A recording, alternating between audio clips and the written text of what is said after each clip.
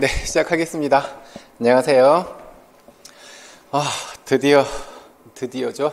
네, 2022년 대비 임용 우리 시험 준비 첫 시간이에요. 교재 이거 받으셨죠? 지금은 덮어 놓으세요. 첫 시간은 오리엔테이션 할 거예요. 자, 저는 한승현이고요. 네, 여기서 수업을 준비하고 있어요. 첫 시간 오리엔테이션 한번 보죠. 선생님들이 얼마만큼 마음의 준비를 하고 계시는지, 얼마만큼 각오를 다지셔야 되는지 한번 살펴볼게요. 선생님, 올해 목표가 뭐예요? 네, 뭘 물어봐. 당연히 합격하는 거지. 최종 합격해서 내년에 학교로 가는 게 목표지. 그러면 저 목표를 이루기 위해서 선생님들이 해야 할 과정, 그 과정을 한번 떠올려 봅시다. 시험을 준비하는 동안 선생님들이 어떤 과정을 거칠 건지 떠올려 보면, 네, 이것 역시 질문 드리면 마찬가지죠. 열심히 공부하는 거죠. 열심히 공부하는 게 그 과정이죠. 열심히. 그래요. 열심히 공부해야죠. 그런데 우리가 그거 한번 생각해 보죠. 어떤 목표를 설정하라고 할 때 어때요? 어떤 목표를 설정하라고 하던가요? 이런저런 목표 다 있지만 어떤 목표요? 네, 이런 목표 설정하라고 하죠. 구체적인 목표를 설정하래요. 구체적이다라고 하는 건 달리 표현하면요, 가시적인. 더 쉽게 표현하면 내가 눈으로 확인할 수 있는 목표. 그래서 내가 목표를 정해놓고 어떤 노력을 하면 그 노력들을 선생님들이 눈으로 확인할 수 있어야 돼요. 그래야 지치지 않아요. 지금 오늘 기준으로 제가 봤더니 우리 시험 날짜까지 318일 남았어요. 날짜 되게 많죠? 선생님들이 공부를 지금 318일, 그 중에 한 열흘 정도는 쉬실 수도 있겠죠. 한 300일 정도 우리 공부한다고 생각해 봅시다. 300일 동안을 이렇게 공부할 건데 모든 수험생들에게 주어진 이 시간은 똑같잖아요. 그죠? 그러면 선생님들이 다른 사람보다 내가 정말 열심히, 남들보다 더 열심히 공부해서 내가 이만큼 수준을 높여놔야 할 건데, 그러면 우리가 그냥 막연하게 열심히 말고 이렇게 구체적으로 내가 눈으로 확인할 수 있는 열심히가 되려면 이런 것들을 선생님들이 하면서 눈으로 확인을 할 수가 있어야 돼요. 내가 요만큼 자료를 만들었구나, 내가 요만큼 내가 이해하고 있구나, 암기하고 있구나, 이런 것들이 체크가 되어야 돼요. 그렇지 않으면 되게 긴 시간 동안 우리가 공부해야 되는 거잖아요. 10달 이상을 공부해야 되잖아요. 지쳐요. 지치고 중간에 조금 해이해질 수 있어요. 그런 것들을 잡기 위해서 선생님들이 장기적인 목표도 세워야 되고, 그거에 따른 단기적인 목표도 세워야 되고, 어떤 거요? 구체적인 목표를 세워야 돼요. 그래서 선생님들의 노력을 눈으로 확인하고 가면 좀 덜 지쳐요. 그래서 뭐 만드시라고요? 요거 만드시라고요. 서브노트 만드셔야 돼요. 그래서 요것들이 하나씩 힘들지만 한 장 한 장 채워지고, 한 과목 한 과목 채워지고, 전 과목을 내가 서브노트를 딱 만들어 놓고 내 눈으로 확인했을 때, 이때 이런 것들 내 눈으로 확인하고 나면요, 아 그래, 내가 그동안 정말 힘든 시간을 견뎌왔지만 이만큼 내가 만들어 놨구나, 그동안의 노력이 이렇게 쌓여 있구나 라고 확인하면서 좀 선생님들이 좀 덜 지치면서 갈 수 있어요. 그리고 얘의 무서움은 하반기에 나타납니다. 다 만들어지고 이것을 얼마만큼 회독하느냐에 따라서 나중에 결과가 굉장히 많이 달라져요. 그래서 선생님들이 힘들어도 이걸 만드셔야 돼요, 서브노트를. 근데 저 서브노트 만드는 거 어떻게 하는지 잘 모르겠어요. 서브노트 만드는 거 좀 이렇게 선생님 얘기해 주셨으면 좋겠는데요. 서브노트는 누가 봐요? 선생님들, 공부하시는 선생님들이 직접 보실 거잖아요. 그래서 중요하게 다뤄야 할 내용들을 이 노트 안에 집어넣었으면 돼요. 여기에 어떤 규칙이 있다거나 어떤 방식이 따로 정해져 있다거나 그렇진 않아요. 내가 내 노트에 내가 입력해야 할, 이해해야 할, 시험에 나올 법한 이런 이야기들을 내가 담고 있으면 그게 나만의 서브노트가 되는 거예요. 그래서 그러면 어떤 것들을 담고 어떤 것들을 말아야 할지, 그런 것들을 선별하는 것도 좀 어려워요. 그래서 제가 수업 시간에 매번 말씀을 드릴 거예요. 이 내용은 저거 한번 생각해 봐요. 우리 설명회 때 안 들으셨던 선생님들도 한번 우리 생각해 봅시다. 선생님들 시험 공부를 어떻게 하라고 제가 말씀드리던가요? 이렇게 끝에서부터 하나씩 다 칠하지 말기로 했죠. 어떻게 하기로 했어요? 정말 중요한 내용들 먼저 보고, 요 안에 있는 내용들, 요 바운더리가 어떤 거예요? 기출이에요. 기출문제에서 다뤘던 이 내용들, 그러면 정말 중요한 이 내용들 있죠. 이런 것들을 전부 다 이렇게 하나씩 가져와서 최소한이에요. 얜 최소한 기출문제에서 다뤘던 부분은 선생님들이 절대 놓치면 안 돼요. 이 부분만 충실해도 점수는 어느 정도 올라옵니다. 이 안에서 이 다음의 것들은 이제 조금씩 누가 더 범위를 넓혀 가느냐, 더 넓힌 상태에서 시험을 보러 가느냐가 이 실력의 차이가 나타나는 거고, 그래서 공부를 여기서부터 처음부터 끝까지 다 외워버릴 거야. 요 페이지 처음에 있는 것부터 심지어 차례부터 다 외워버릴 거야. 이렇게 가면 지쳐요. 힘들어요. 효율적이지 못해요. 그래서 정말 중요하게 다뤄야 할 내용들, 기출문제에서 다뤘던 이 내용들은 반드시 담아놔야 돼요. 그리고 이런 것들 있죠. 기출문제에서 다뤘던 내용들, 예를 들어서 이런 거. 집단 형성과 관련된 이런 이론들이 있어요. A이론, B이론, C이론 이렇게 있어요. 기출문제에 계속 A이론만 나오고 있어요. 그러면 요 안에 얘가 들어가 있죠. 기출문제에 A이론이 들어가 있어요. 하지만 요 타이틀을 생각해 보시면 얘뿐만 아니라요, 얘들도 보셔야 돼요. 그래서 얘네들이 조금씩 넓어지는 거죠. 얘를 물어봤을 때 얘만 중요하게 계속 다루고 있었지만 얘와 얘를 언제 물을지 모르잖아요. 그래서 기출문제에서 다뤘던 최소한은 얘가 되는 거고, 이거에 따라서 뭐까지 가져가야 돼요? 얘들도 챙겨가야 돼요. 그래서 조금씩 넓혀지는 거죠. 그래서 공부하시면서 저랑 같이 수업하시면서 이건 기출에서 다뤘어요, 반드시 알고 가야 돼요 하는 내용들은 선생님들 서브노트에 반드시 들어가 있어야 돼요. 그리고 제가 중간중간에 이렇게 말씀을 드릴 거, 이건 정리해놓고 선생님이 보셔야 할 문제예요, 이것은 참고로 보세요, 이렇게 말씀드릴 거니까 그 내용들을 선생님들이 수업에 잘 집중하시면, 아, 이 내용들을 집어넣어야 되는구나, 이 내용들은 그냥 참고로 봐도 되는구나, 이건 그냥 읽어보기만 해도 충분하구나, 이런 것들을 제가 선별을 해드릴 거니까 요거 만드는 것은 저와 함께 수업을 잘 따라오시면 돼요.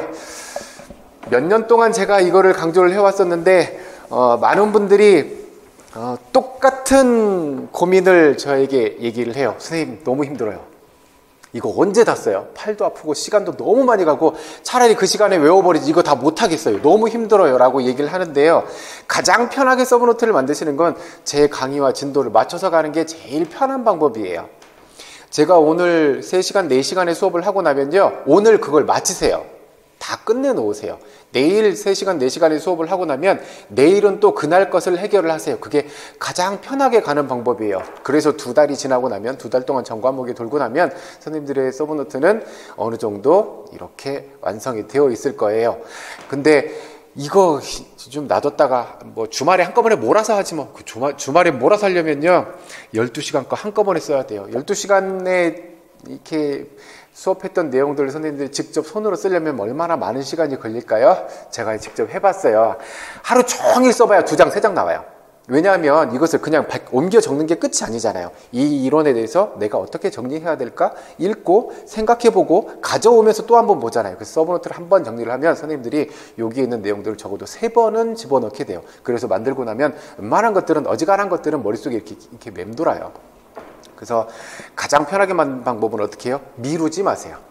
수업도 미루지 마시고 서브노트를 만드는 것도 그날 수업했던 건 그때 따라서 이렇게 발 맞춰서 가시는 게 가장 편하게 가시는 방법이에요. 하시면서 아우 힘들어, 이까지 것까지 내가 정리하고 있어야 돼? 차라리 이거 쓰는 시간에 외워버리고 말지, 이거 안 쓸 거야, 이렇게 해놓고 빼놓고 가면요 나중에 하반기에 넘어갔을 때 좀 힘들어져요. 그러니까 믿고 따라오세요. 이거 만들어 놓으셔야 선생님들이 좀 덜 지쳐요. 자, 다시 이제 구체적인 이런 목표를 세워놓고 선생님들이 공부를 해요. 어떻게? 막연하게 말고 구체적으로 하루에 10시간씩 내가 공부를 할 거야, 이렇게. 그러면 우리 한번 생각해 봅시다. 노량진에 계시거나 선생님들 지금 댁에 계시거나 1년 동안 공부에 올인하시는 분들이 있어요. 그러면 적어도 하루에 10시간씩을 할 수 있어요. 그러면 몇 시간? 1년이면 우리 이거 다 최소 3,000시간은 우리가 공부에 투자할 수 있어요. 그런데 대학원 마지막 학기에 계시거나 지금 4학년이시거나 혹은 기간제나 강사하면서 혹은 다른 아르바이트를 하면서 공부하시는 분들은 하루에 10시간 못 할 거예요. 3,000시간 못 해요. 우리 경쟁률 생각해 보면 약 10대 1 돼요. 10명 중에 1명만 합격해요. 그러면 결과가 이렇게 가혹할지라도 선생님이 중간에 노력은 어때야 돼요? 노력은 적어도 10명 중에 1명 정도의 노력을 내가 우수한 수준의 노력을 선생님들이 해야 되잖아요. 그래서 이렇게 기본적으로 3000시간은 앉아서 우직하게 공부할 수 있는 선생님들이 다른 일 말고 공부에 올인하시는 선생님이라면 지금 남은 기간 동안 3000시간을 딱 앉아서 얌전히 책 보는 이 시간을 최소한은 확보하셔야 돼요. 그래야 선생님들이 남들보다 좀 더 좋은 점수를 가져올 거잖아요.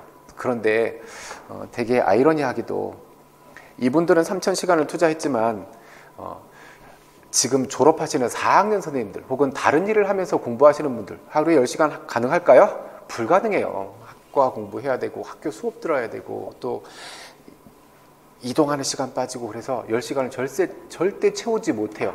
그러면 3000시간 공부하는 사람들이 먼저 합격해야 되고 이 부족한 사람들은 늦게 해야 될 텐데 아이러니하게도 마지막 학기 수업 남겨놓고 공부하시는 분들이 더 우수한 성적을 거두는 케이스도 많아요. 좀 이따 제가 증명해 드릴게요. 그러면 그런 분들은 분명히 다른 전략이 있었을 거예요. 3000시간 동안 공부를 할 수는 없었겠지만 그에 못지않은 집중력을 발휘하거나 남다른 전략을 가지고 공부했기 때문에 가능할 것이에요. 그건 이후의 문제인 거고 최소한 공부에 올인하는 선생님들이라면요 3000시간은 앉아서 꾸준하게 공부를 하셔야 돼요. 내가 오늘 공부를 하고 나서 구체적인 목표, 나 오늘 10시간 앉아서 열심히 공부했나를 체크해 보세요. 이런 것들이 체크를 해줘야 선생님들이 구체적으로 내가 과정에서 열심히 노력하고 있었어를 선생님들이 눈으로 확인하셔야 덜 지치게 됩니다. 그래서 올해 목표는 합격인 거고 그 과정은요 구체적인 목표를 가지고 선생님들이 남들 10명보다 내가 더 많은 노력을 투자해야 되겠다라는 다짐을 하셔야 돼요. 두 번째 거 신념. 선생님들이 올해 목표를 저렇게 잡고 과정에서 열심히 공부를 하실 거잖아요.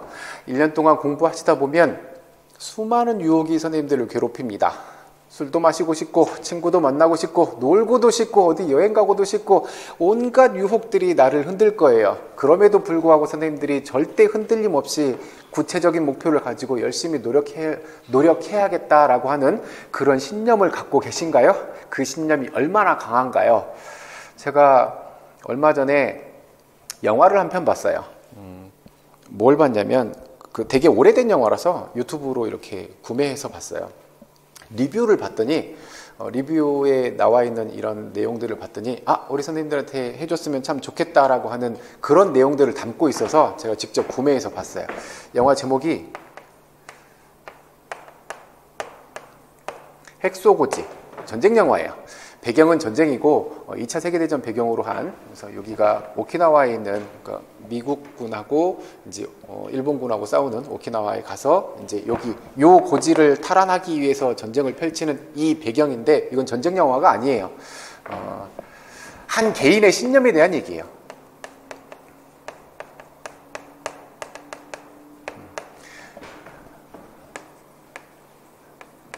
종교적인 신념 그리고 배경은 전쟁을 배경으로 하고 있어요.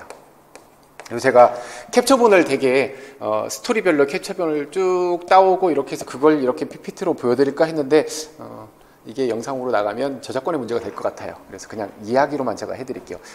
혹시 시간이 된다면 선생님들이 이거 검색하셔가지고 보시든지 그렇지 않으면 리뷰만이라도 한번 살펴보세요. 리뷰만으로도 충분히 감화를 얻을 수 있어요.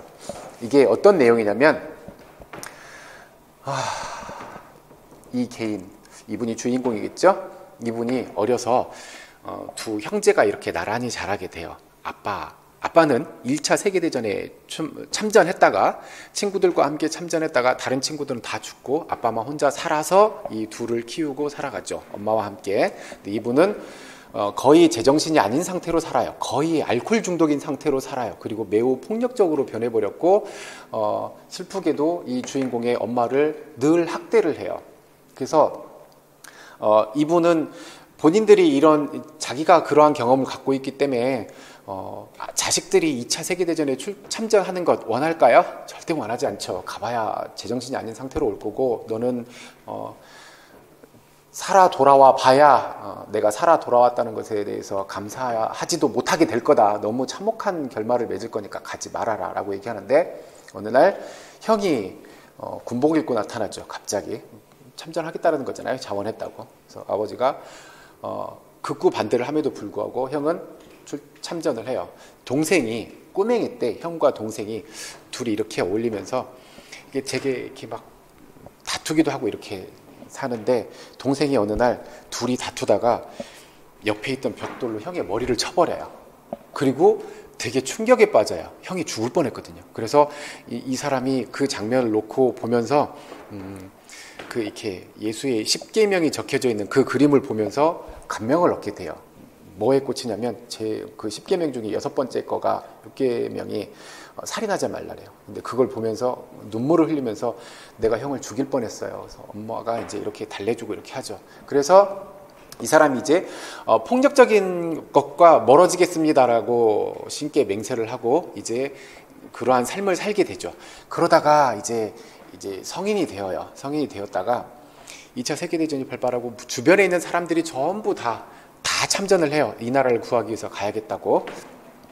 이거 너무 길어지는데? 그래도 그래서 참전을 하겠다라고 하니까 아빠가 또 말리겠죠. 너 가봐야 죽게 될 거다. 근데 이 친구는 벌써 뭘 했냐면 양심적 병역 거부자였어요. 병역 기피자였어요. 나는 양심상 이렇게 그거 있잖아요. 종교적으로 안 가겠다고.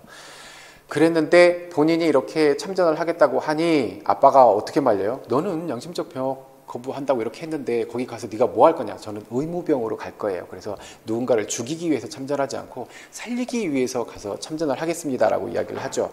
근데 아빠가 뭐라고 얘기해요? 우리가 생각하는 것처럼 나는 살리러 갔으니까 적군의 총알은 날 피해가나요? 그렇지 않죠. 그러니까 되게 만류함에도 불구하고 가요. 가서 의무병으로 자원을 해서 가는데, 육군 훈련소에 가서 훈련을 받는데 다른 훈련들은 되게 잘 받아요. 되게 잘 받는데 마지막에 집총훈련, 사격을 해야 되는 총을 하나씩 나눠주는데 안 받죠. 그래서 총 가져가라. 싫습니다. 저는 총 만질 수가 없어요. 이 배경이 뭐가 있냐면 어렸을 때 아빠가 엄마를 늘 학대한다 그랬잖아요. 밤에 술만 먹고 이러면 계속 엄마를 때리고 학대하는 거예요. 어느 날 이 아이가 아빠가 엄마를 학대하고 있는 그 방에 들어가서 아빠의 총을 뺏어요. 그래서 아빠한테 겨누죠. 그러니까 아빠가 뭐라 그러냐면 쏴라. 차라리 쏴라. 그러면서 자기가 너무 괴롭게 살아가고 있는 거예요. 그래서 울면서 차라리 쏴라 그랬는데 이 친구가 총을 내려놓고 이제 나중에 전쟁 중에 자기 동료한테 이야기를 하는데 그런 장면이 나오죠. 그래도 안 쐈잖아. 근데 이 친구가 뭐라고 얘기를 하냐면 마음속으로는 쐈어요. 그러면서 이제 신께 그때 맹세했다고 해요. 다시는 총을 잡지 않겠다고 신께 맹세했기 때문에 난 총을 잡을 수가 없다. 훈련소에서 얼마나 힘들었겠어요. 다른 훈련 다 해야 되는데 군대의 기강도 생각해보면 중대장이나 소대장 입장에서 보면 얘는 총을 안 잡겠대. 자기는 그냥 의무병으로만 하겠대. 그런데 이제 여기에 기강의 문제도 있고 또 그렇다고 해서 일본군이 뭐 안 쏘나요? 그렇진 않잖아요. 그래서 차라리 나가라. 그냥 퇴소하고 나가라. 안 나가겠대요. 자기는 의무병으로 참전하겠대요. 왜 여기서 버티고 있느냐? 그냥 나가라. 그래서 내보내기 위해서 괴롭히기 시작하죠. 이 친구로 인해서 잠도 못 자고 전 부대원, 그 소대원이 완전군장하고 30km 뭐 행군시키고 밤에 와서 편히 잤겠어요? 주변에 있는 같이 훈련받는 친구들이 두드러 패죠. 다음날 아침에 와서 만신창이가 된 얼굴을 보면서 소대장이 나가라고 하죠. 가라. 근데 자기는 해야 할 일이 많기 때문에 못 갑니다. 결국 군사재판을 받게 돼요. 근데 이제 군사재판을 받게 되면 상관의 명령을 거부하고 이런 것 때문에 이제 전쟁이 끝날 때까지는 계속 감옥에서 살아야 돼. 그래서 이제 이분들이 뭐라고 얘기를 하느냐면 지금 이 자리에서 너가 총검술 이런 것들을 보여주면 네가 집총훈 교육을 받았다는 이것을 보여주면 너 휴가도 보내주고 이렇게 다 해주겠다. 하지만 절대 안 한다고 하죠. 그래서 여튼 이분이 이제 군사재판을 받는데 아빠가 와요. 아빠가 1차 세계대전에 참전했던 이분이 그때 당시에 같이 참전했던 이분의 힘을 얻어서 군사재판에서 아들을 의무병으로 참전하는데 도움을 주게 돼요. 그래서 이제 이분이 의무병으로 참전을 하는데 전쟁터에서 얼마나 그 끔찍한 장면이 펼쳐지고 내가 얼마나 위태로운 상황이 펼쳐져요. 그럼에도 불구하고 절대 총을 안 잡아요. 그리고 이분이 그 정말 다리가 잘려나가고 사지가 다 잘려나가고 이런 분들을, 이런 자기 동료들을 다 업어서 다 내려다가 심지어 후퇴 명령 떨어져서 이제 일본군들이 눈앞에 총을 들고 이러고 다니는데도 자기는 절대 안 쏴요. 그래서 마지막까지 이분이 자기의 신념을 지키면서 모두가 다 후퇴하고 다 내려가 있는 상황에서 혼자 남아서 일본군들이 득실되는 여기에서 몰래 다니면서 한 명씩 살아있는 우리 아군들을 다 데리고 나와요. 그래서 이분이 혼자 남아서 76명을 다 살아서 이분들을 집에 보내게 되죠. 그래서 나중에 이제 실화예요, 실화. 그래서 나중에 이렇게 그 영상으로도 나오는데, 그때 얘를 퇴소시키기 위해서 그렇게 괴롭힘을 실시했던 중대장이 실제로 이야기를 하죠. 네가 총을 잡지 않는 한 내 곁에 넌 둘 수 없다라고 이렇게 괴롭혔는데, 나중에 알고 보니까 정말 누구보다도 강한 신념을 갖고 누구보다도 강한 사람이었다라고 인정을 하고 이런 영화인데, 중요한 건 이분은 정말 그런 자기 목숨이 위태로운 이런 상황에서도 중간에 그러거든요. 야, 실제로 총 안 쏴도 돼. 그냥 쏘는 척만 하고 그냥 보여주기만 해도 되잖아. 그렇게만 해도 되잖아. 그랬더니 이분이 자기의 신념에 대해서 뭐라고 얘기를 하느냐면, 그러면 내가 그러한 신념을 갖고 내가 살아갈 가치가 없잖아. 내가 아닌 상태로 사는 거잖아. 내가 마음속으로 지키지 않으면 내가 그러한 신념을 갖고 살아야 할 이유가 뭐가 있어. 그래서 끝까지 총을 안 잡아요.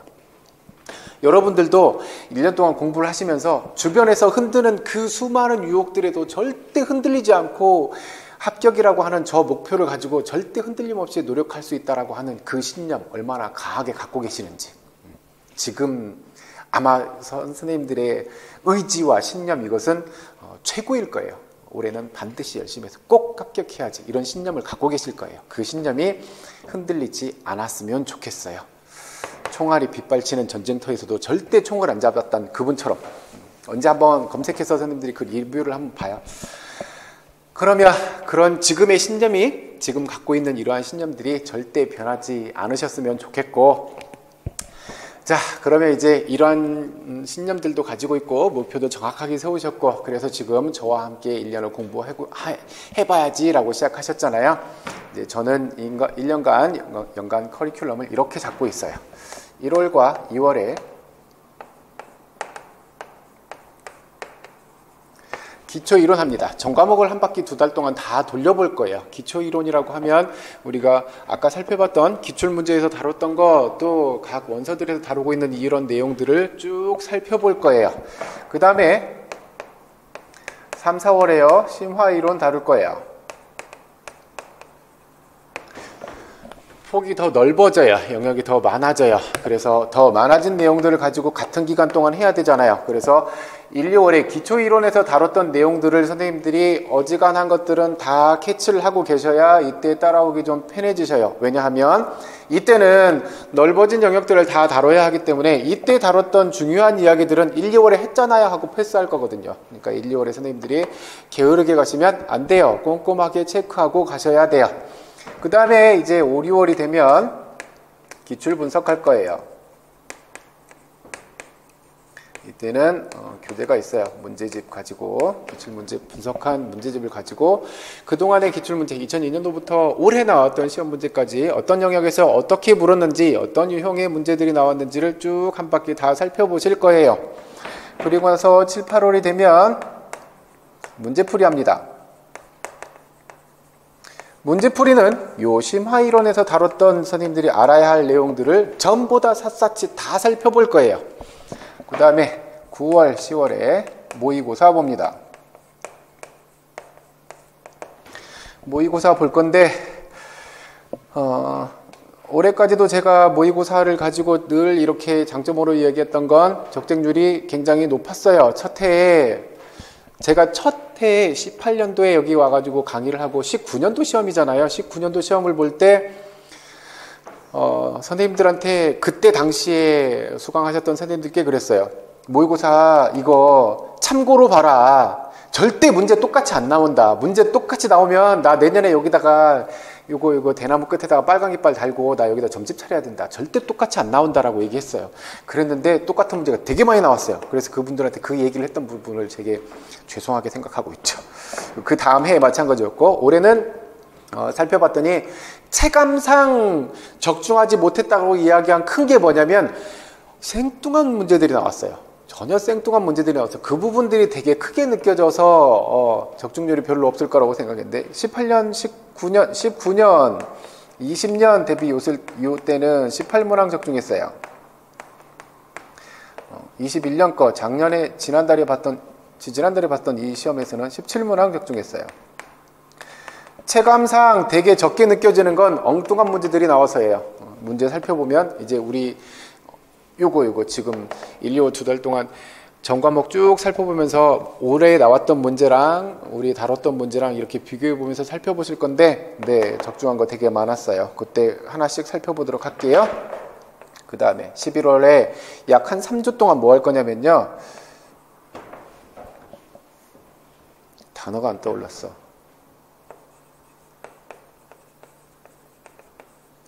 전 영역에 대해서 다시 한번 돌아볼 거예요. 이거 심화이론, 기초이론, 심화이론, 또 기출분석에서 중요하게 다뤘던 이런 것들을 다시 한번 쭉 전 영역에 대해서 총정리를 할 거예요. 이때의 총정리가 매우 중요해요. 모의고사만 보고, 모의고사를 끝으로 시험 보러 가시잖아요. 모의고사 때 많은 분들이 이렇게 다녀요. 누구는 어떤 문제 냈지, 누구는 어떤 문제 냈지, 누구는 어떤 문제 냈지. 그래서 얘가 시험 문제 나올까? 이 사람은 처음 보고 나왔네. 자꾸 살펴보고 이러다가 시험 보러 가면 미스할 수도 있어요. 왜냐면 내가 중요한 걸 다뤘던 게 벌써 2달, 3달 전에 봤던 거거든요. 마지막에 전 영역 총정리를 한번 해야 이때 이런 내용들을 내가 잡고 가야 되지, 이걸 아직 내가 못했구나, 이것을 체크를 하셔야 돼요. 이때 굉장히 중요해요. 혹여라도 지금 이 시간에 제 수업을 듣고 3, 4월에 다른 배를 탔다가도 선생님들 11월 되면 오셔야 돼요.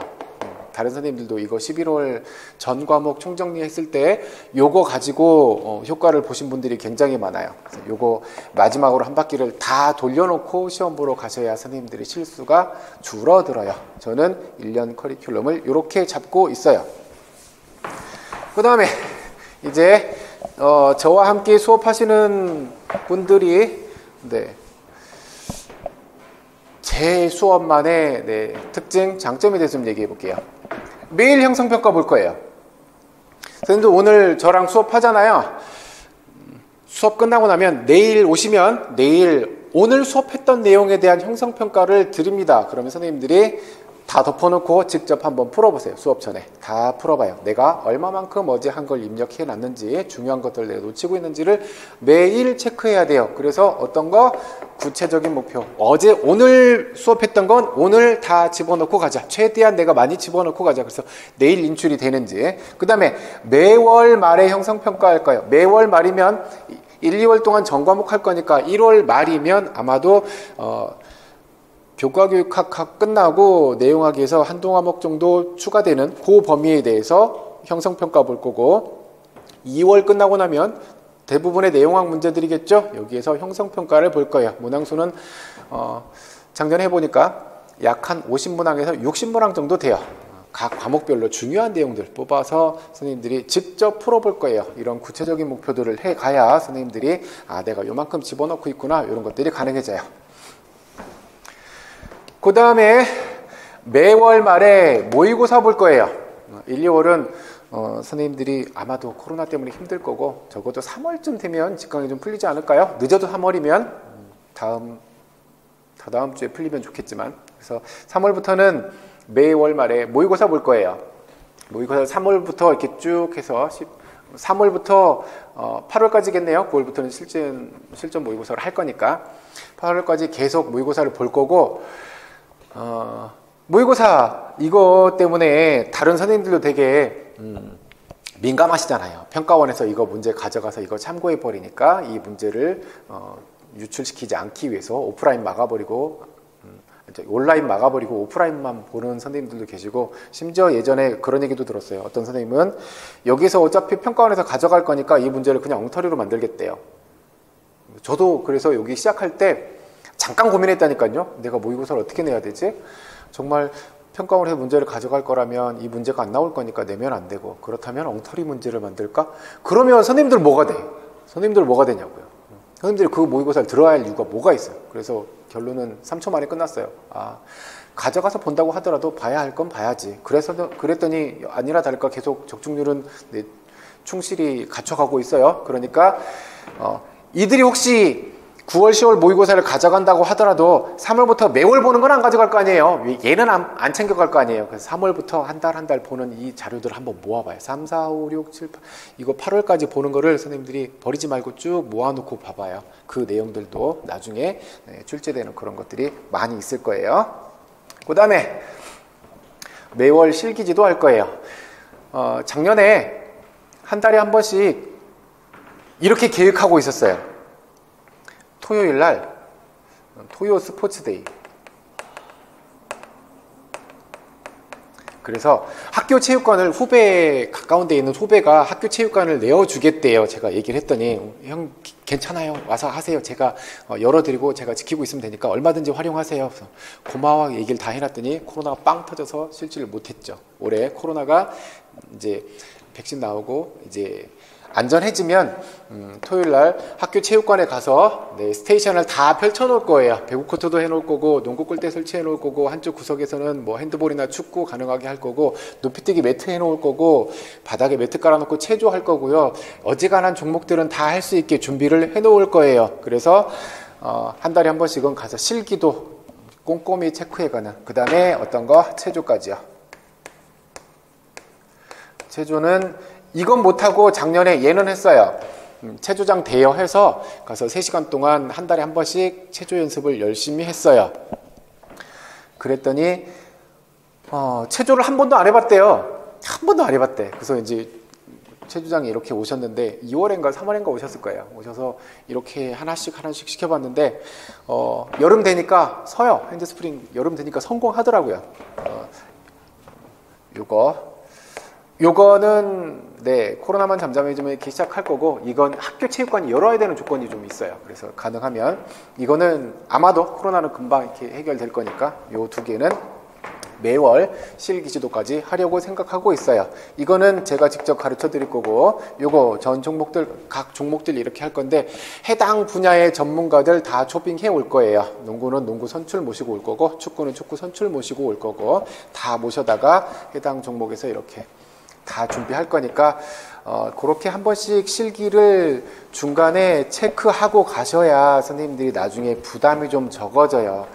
1년 내내 책상에 앉아서 공부만 하면 선생님 몸이 달라져요. 지금은 되게 운동 잘하고 지금 대학교 졸업한 지 얼마 안 되신 선생님들 되게 운동신경도 살아있고 몸도 좋고 가능하잖아요. 근데 1년 동안 3,000시간 앉아서 공부만 하면요, 선생님 몸이 달라져 있어. 그래서 예전 몸이 아니야. 몸도 잘 안 뜨고 민첩하지도 않고 순발력도 떨어지고 이러면 좀 2차 때 어려움을 겪을 수 있어요. 그래서 적어도 체력 문제, 최소한의 체력 문제는 선생님들이 1차 할 때부터 계속 쭉 같이 갖고 가셔야 돼요. 그래야 2차에서 부담을 덜 느껴요. 1차를 합격해야 2차 기회가 주어지지. 그러니까 1차부터 봐. 1차에 미친 듯이 올인하고 2차 준비를 해요. 한 달 동안 내 몸이 바뀌나요?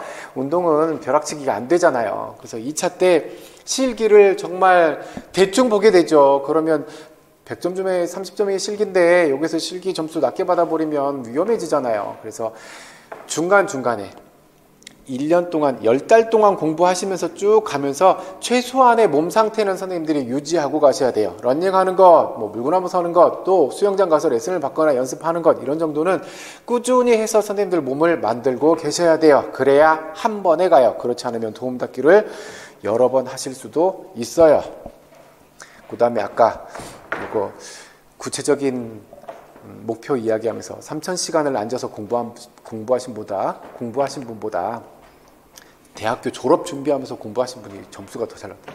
이분이 이제 저한테 1차 합격했다고 캡처해서 보내주셨어요. 이분이 초수였어요. 초수. 아직 졸업 안 하셨어요. 요번에 졸업해요. 점수가 1차 점수가 81.33이에요. 커트라인이 어디에 있었죠? 서울도 75점이었죠? 서울로 봤어도 플러스 6점이 남아요. 전국 어디로 봐도 상위권이에요. 되게 올해 커트라인이 서울에서 되게 어이없는 거 있었잖아요. 75.00을 커트라인으로 발표했다가 나중에 수정을 해요. 0.33 차이로 이렇게 수정하고 났더니 7명이 탈락했어요. 7명이요. 요 사이에 7명이 있었던 거예요. 점수가 어디에 다 몰려, 커트라인에 다 몰려갖고 있어요. 전북 전부 커트라인에 5명인가 동시 합격했어요. 요 점수에 같은 점수를 받은 분들이 5분인 거예요. 그러니까 커트라인에 지금 대부분 몰려 있어요. 이분 봐봐요. 점수가 얼마나 많이 남아요. 그래서 이분은 아마도 네, 다음 달쯤이면 여기 오셔서 선생님들께 네, 얼굴을 보여드릴 수 있지 않을까 싶어요. 선생님들도 힘들다, 못한다, 어렵다, 어떻게 초수로서 학교까지 하면서 혹은 대학원 공부까지 하면서 어떻게 그 많은 것들을 해내. 걱정 말아요. 한다니까요. 특별한 전략과 집중력이 있으면 그 많은 시간, 남들보다 조금 모자란 시간이 주어진다고 하더라도 충분히 가능해요. 그러니까 대학원 초수로 하시면서 대학원 졸업하시는 학기에 고득점 하신 분들이 되게 많았었어요. 그러니까 선생님들도 내가 상대적으로 적은 시간 가지고 힘들 것이다 라고 하는 그런 좌절 이런 거 하실 필요 전혀 없어요. 이분도 방금 성적 보여드렸던 이분도 공부하면서 그랬대요. 마지막 학기까지 내가 따야 하는 학점이 너무 많이 남아있고 나는 초수고 시간도 너무 부족하고 그래서 올해는 정말 힘들겠다 이렇게 생각을 하면서 공부를 했대요. 그런데 저한테 제가 이제 계속 할 수 있다 해보자 이렇게 이야기를 했던 게 되게 고마웠다고 얘기를 하더라고요. 다음 달에 이분 오셔서 얘기하면 그분이 남겨주셨던 그 글을 제가 이렇게 증명하듯 보여드리도록 할게요. 그러니까 선생님들이 어느 위치, 어느 조건을 가지고 공부하신다고 하더라도 선생님이 할 수 있는 최선은 다 하셔야 돼요. 그래야 나중에 후회가 안 남을 거잖아요. 하여튼 선생님들의 의지가 강하게 굳은 의지를 갖고 있는 지금의 마음, 그것을 끝날 때까지 절대 흔들림 없이 잘 갖고 가셨으면 좋겠어요.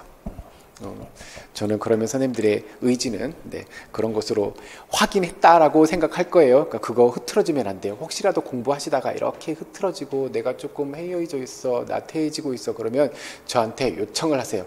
선생님 힘들어요. 제가 요즘 좀 나태해지고 있어요. 이런 게 있으면 저한테 요청을 하세요. 공부하는 것뿐만이 아니라 선생님들에게 자극이 될 만한 그런 이야기들 제가 해드릴 거니까 그렇게 아시고, 그 다음에 또 하나 추가적으로 얘기해 드릴 것, 제가 올해 지금 또 하나 추진하고 있는 것인데, 유튜브에 제가 적어도 일주일에 하나씩 영상을 올릴 거예요. 어떤 영상을 올릴 거냐면 기출문제를 토대로 해서 올해 시험 문제로 실제로 나올 법한 이런 테마들을 정해서 적중 테마 1, 적중 테마 2 이렇게 해서 테마가 몇 가지 갈지 모르겠어요. 100가지 갈지 어디까지 갈지 모르겠는데 이 테마들을 제가 계속 올릴 거예요. 선생님들이 어디 이동하시거나 혹은 뭐 어디 심심할 때 한 번씩 예를 들어와서 이렇게 한번 살펴보세요. 유튜브에서 채널을 검색해 봐요. 채널을 뭐라고 검색하시냐면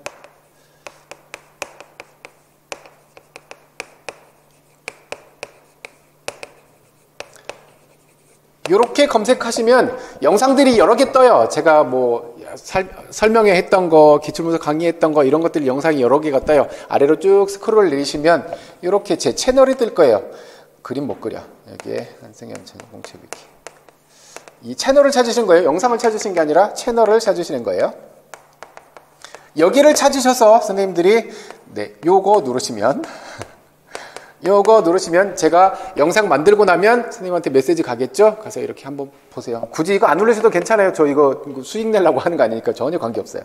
그래서 선생님이 요 채널에 오셔서 하나씩 요 영상을 보시면서 그냥 심심풀이로 이렇게 하나씩 봐주세요. 그러면 이 내용들이 쌓이다 보면 나중에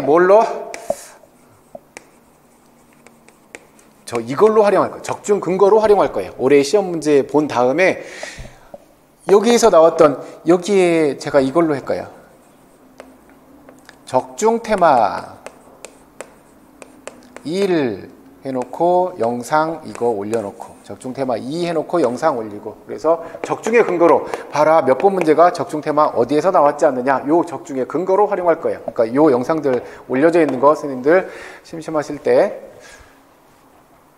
그래 공부해도 심심할 수도 있지, 이렇게 틈이 나실 때 혹은 어디 이동하실 때 혹은 화장실에서라도 이렇게 한 번씩 살펴보세요. 이 영상들을 쭉. 그러면 장담해요. 틀림없이 큰 도움이 될 거예요. 이거 찾아서 한번 해보세요. 제가 이번 주말부터 이렇게 하나씩 올려놓으려고 생각하고 있어요.